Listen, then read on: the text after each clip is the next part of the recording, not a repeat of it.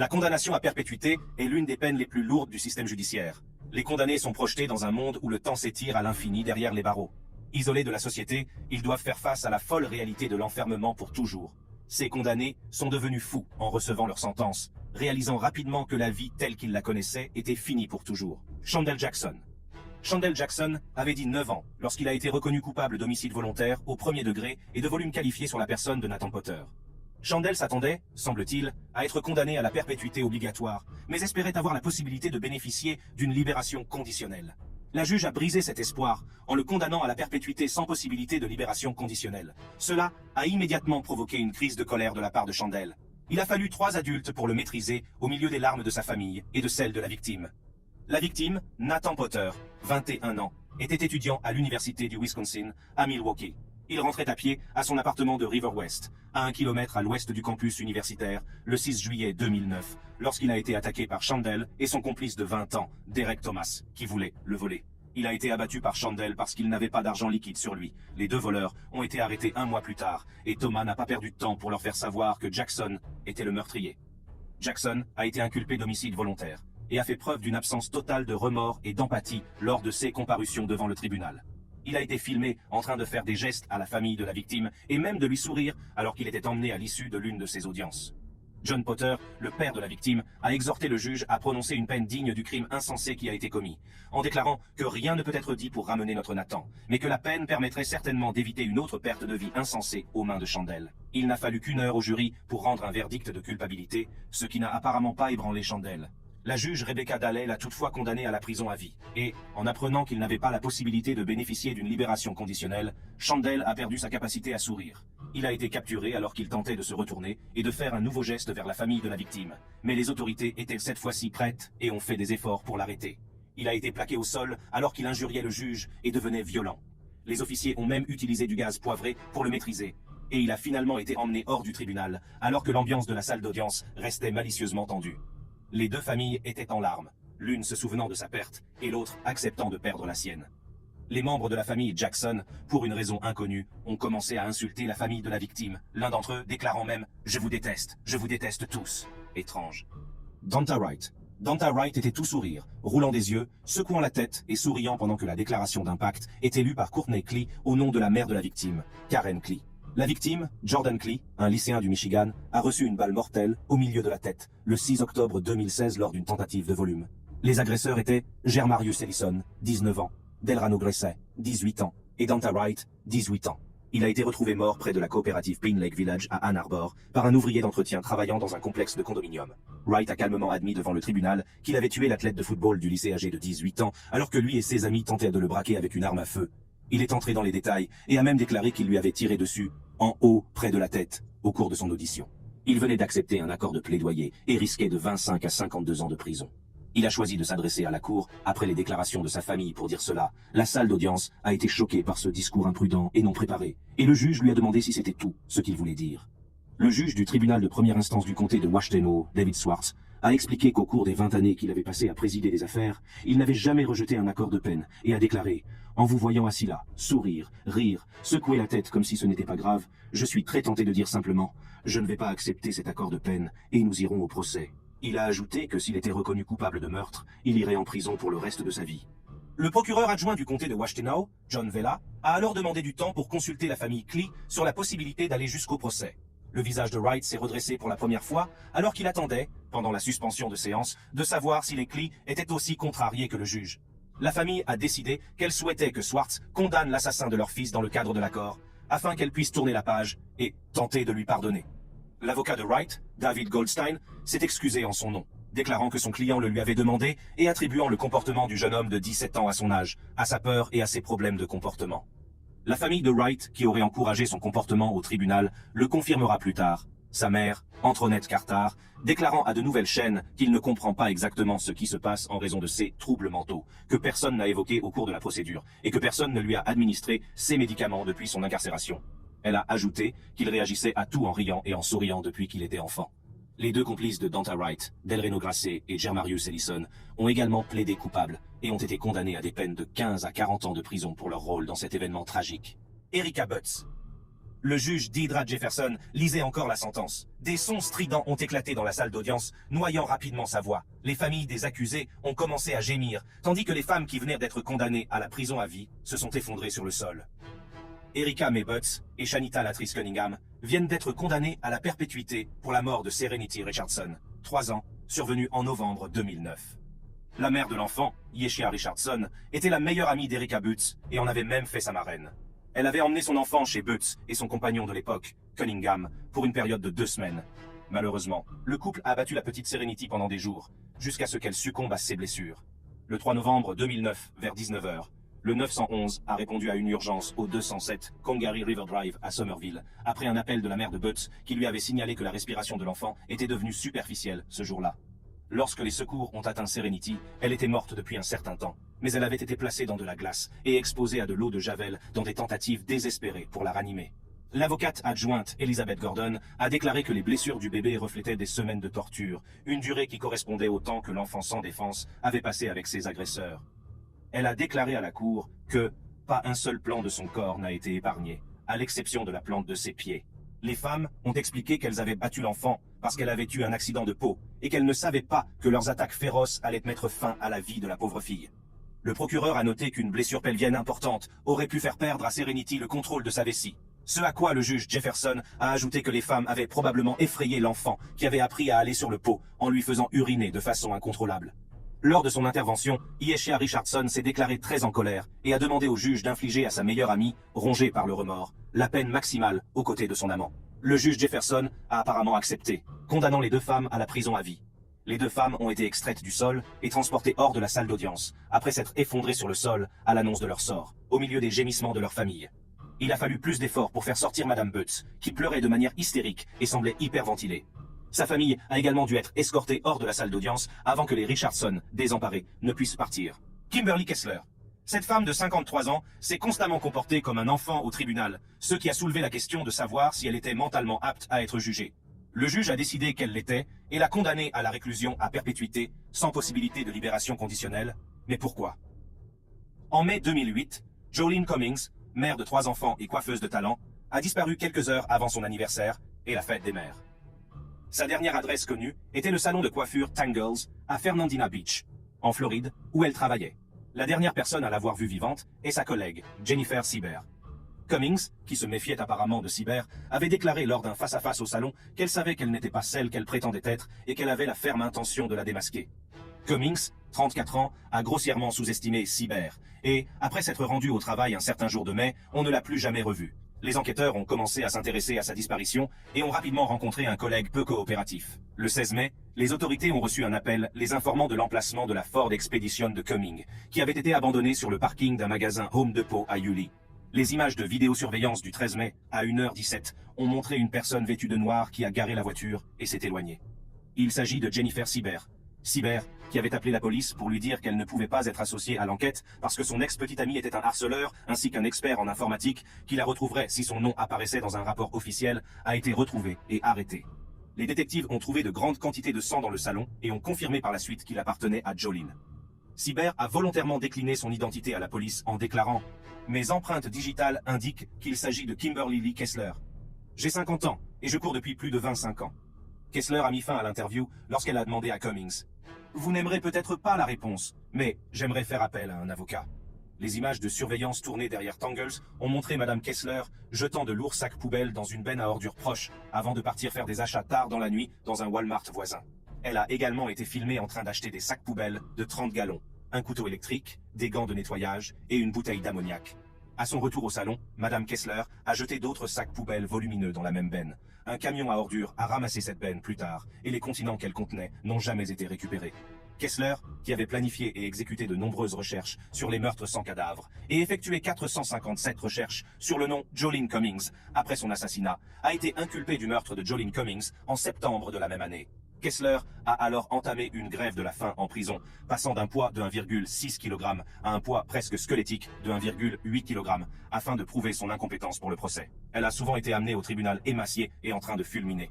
Elle a également été accusée de coups et blessures après s'être déshabillée et avoir répandu des excréments sur elle, les murs de la cellule ayant même jeté ses excréments sur les gardiens. Kessler a été relégué la plupart du temps dans une autre pièce en raison de ses multiples perturbations et de ses emportements verbaux, y compris le fait d'avoir crié à plusieurs reprises contre son avocat. Le tribunal n'a pas cru qu'elle était mentalement incapable et l'a déclarée coupable de meurtre au premier degré en décembre 2021. Elle a été condamnée à la prison à vie sans possibilité de libération conditionnelle. Darrell Brooks. La juge Jennifer Dorough a assisté au procès de l'homme qui a foncé dans la foule lors d'une parade de Noël, tuant une demi-douzaine de personnes et en blessant des dizaines d'autres. Cet homme s'appelle Darrell Brooks. Le 21 novembre 2021, en fin d'après-midi, Darrell Brooks, 39 ans, a conduit un SUV Ford Escape 2010 rouge à une vitesse d'environ 40 miles à l'heure, en franchissant les barrages de police et en traversant la parade annuelle de Noël à Waukesha, dans le Wisconsin, en fonçant sur tout ce qui se trouvait sur son chemin. 2 témoins oculaires ont déclaré aux journalistes que le conducteur ne s'était pas arrêté dans un premier temps et qu'il n'entendait que des cris et des pleurs alors que la panique régnait dans l'air. Un témoin a décrit Darrell Brooks comme étant calme et posé alors qu'il fonçait dans la foule. La police a indiqué que le conducteur avait délibérément pris la foule pour cible en conduisant intentionnellement en zigzag pour heurter le plus grand nombre de personnes possible. 6 personnes sont mortes de son attaque non provoquée et 62 autres ont été blessées. Ces victimes étaient âgées de 8 à 81 ans, la majorité d'entre elles étant des mamies du groupe Dancing Grannies. Darrell Brooks a été arrêté et inculpé, plaidant non coupable de 6 chefs d'accusation d'homicide volontaire au premier degré et de 71 chefs d'accusation supplémentaires.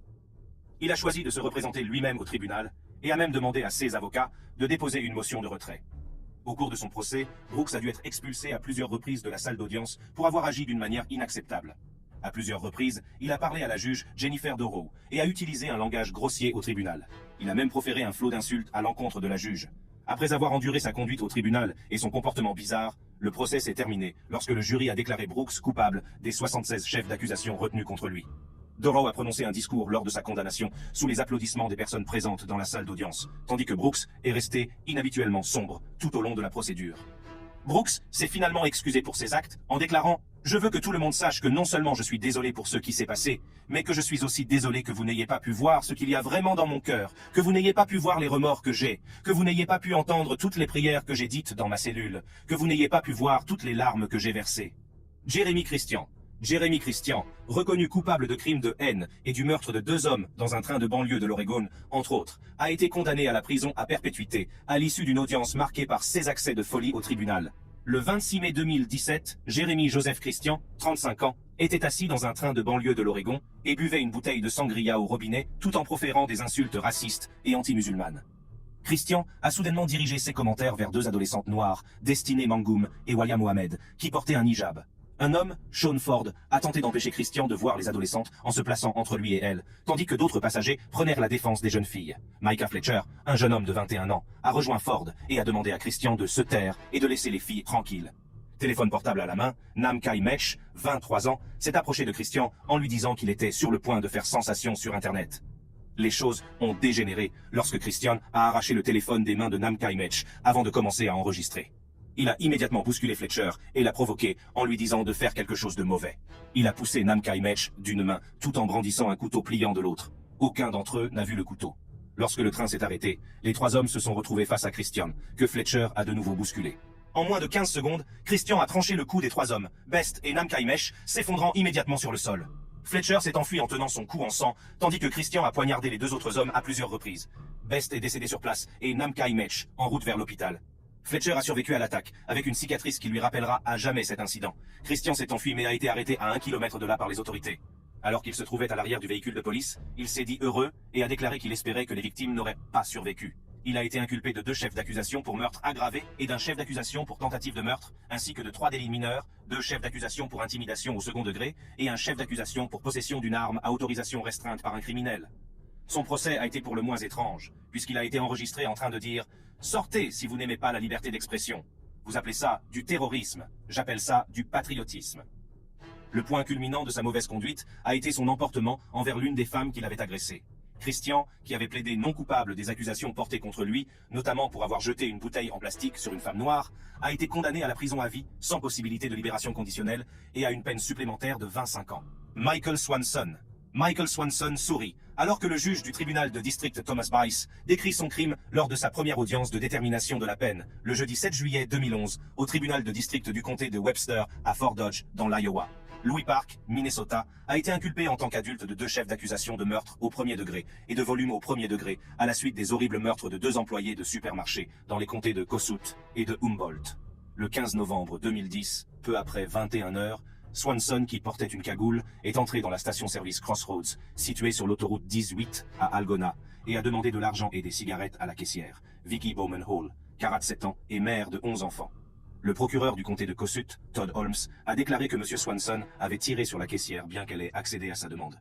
Swanson est ensuite entré dans une supérette Come and Go à Humboldt, à environ 30 miles au sud d'Algona, où il a abattu une autre femme, Sheila Myers, âgée de 61 ans, qui est décédée sur place.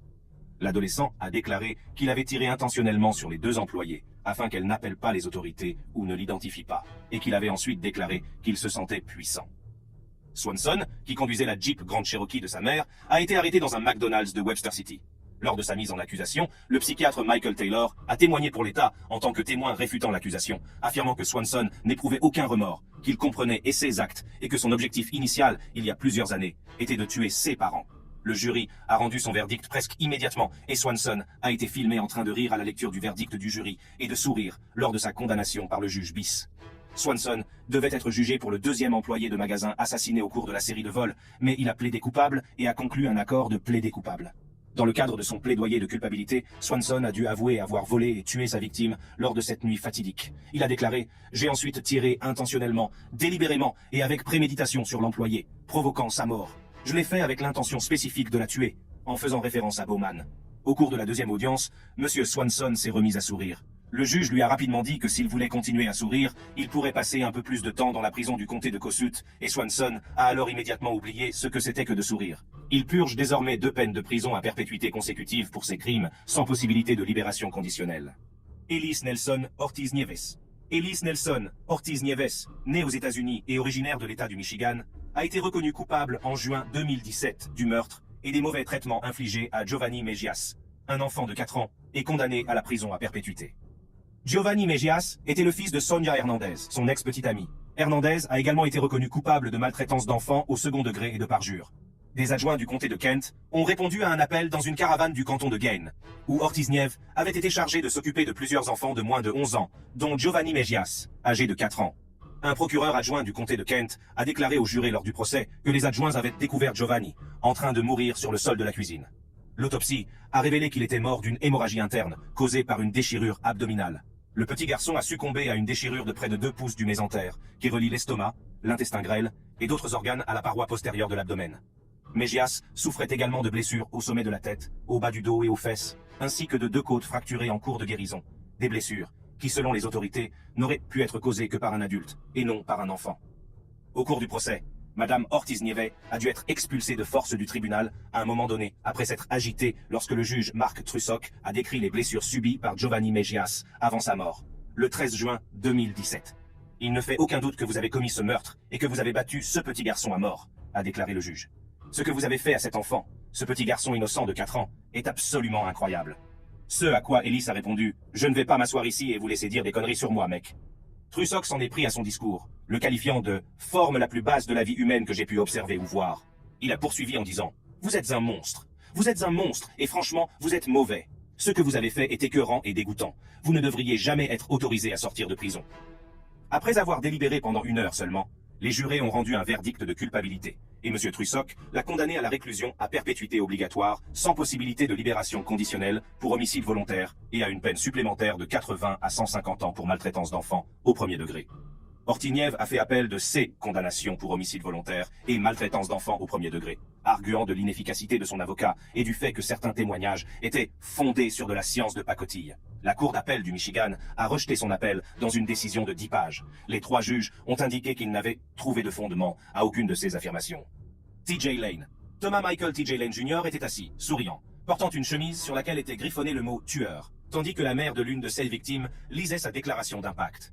Lane a ouvert le feu à l'intérieur de la cafétéria du lycée de Chardon, dans l'Ohio, le matin du 27 février 2012. Son objectif était d'éliminer quelqu'un qu'il considérait comme un rival romantique.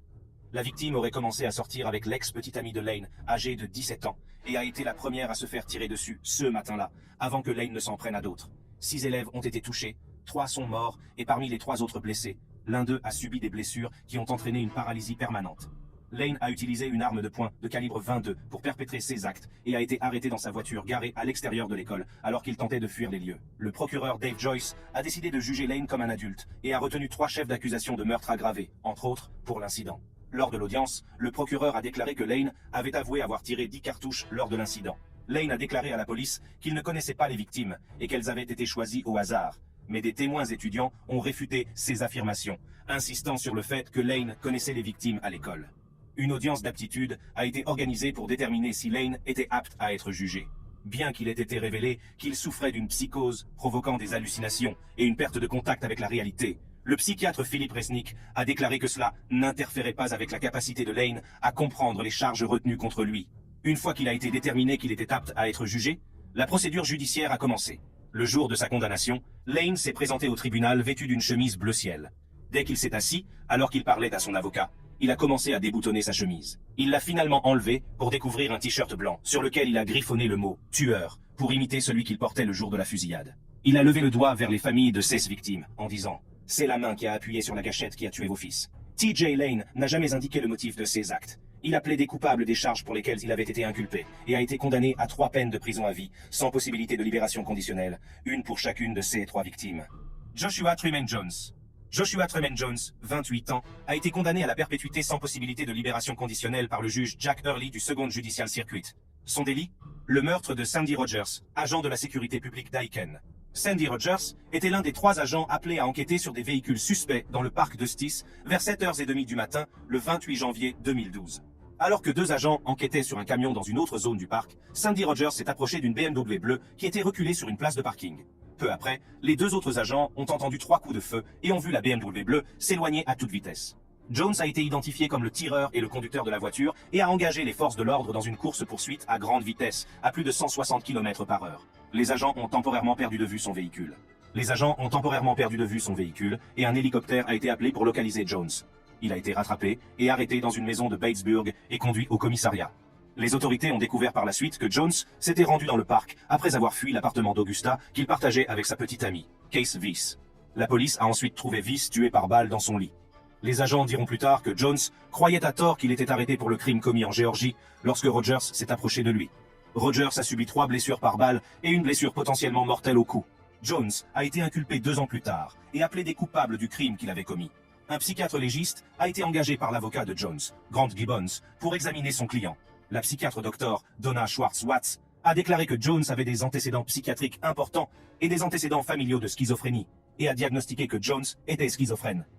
Il a également été découvert que 6 mois avant les meurtres, Jones s'était tiré une balle dans la tête, provoquant une lésion cérébrale à la suite d'une attaque sur sa personne en mars 2011. Une partie de son cerveau et des fragments de balles ont été retirés après la blessure auto-infligée. Après son arrestation, il a eu un comportement plutôt bizarre, notamment en se mordant les poignets et en manquant de respect au juge. Le procureur du 2e circuit, J. Strom Thurmond, a mis en place les conditions d'un accord de plaidoyer à la suite de son évaluation par un psychiatre, afin d'éviter la possibilité d'une condamnation à mort dans cette affaire. Il a finalement été condamné à la prison à vie sans possibilité de libération conditionnelle et incarcéré dans une prison de haute sécurité dotée d'un service de santé mentale. Justice a été rendue à ces individus qui pensaient pouvoir agir à leur guise et s'en tirer à bon compte. Vous aimez les vidéos comme celle-ci? Cliquez sur celle-ci pour en voir d'autres.